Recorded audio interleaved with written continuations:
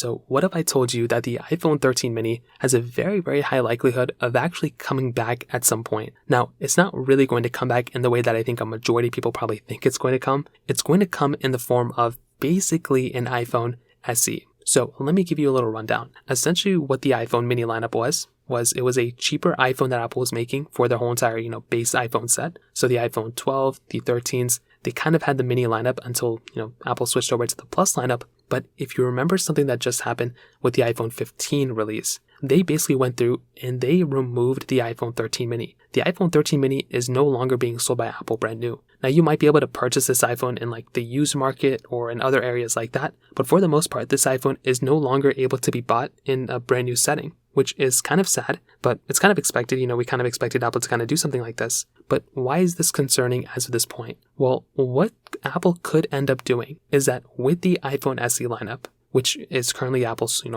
cheapest iPhone that they're selling, they basically go ahead and occasionally reincarnate a newer iPhone that they had and sell it at a cheaper price. So they will go ahead and basically bring back a newer design that they had. So in this case, it was like the iPhone SE, was the iPhone 5S. The iPhone SE2 was the iPhone 8. The iPhone 13 mini could theoretically end up being reincarnated into that cheaper iPhone SE. This would make so much sense to me. It wouldn't come this generation, I think. It would probably come in the next couple of generations. And the reason why this could end up happening, at least from what I can see, is because Apple is basically going to go through and purposely make it so these particular iPhones end up, becoming a pretty good deal at that cheaper price range. And what Apple's going to do, I think, when they're going to cut out the iPhone SE3 at $429, and they're going to basically reincarnate the iPhone 13 mini in that cheaper price, but it's not going to be $429. I think Apple's probably most likely going to sell that iPhone 13 mini, the SE newer generation of that, probably closer to $499.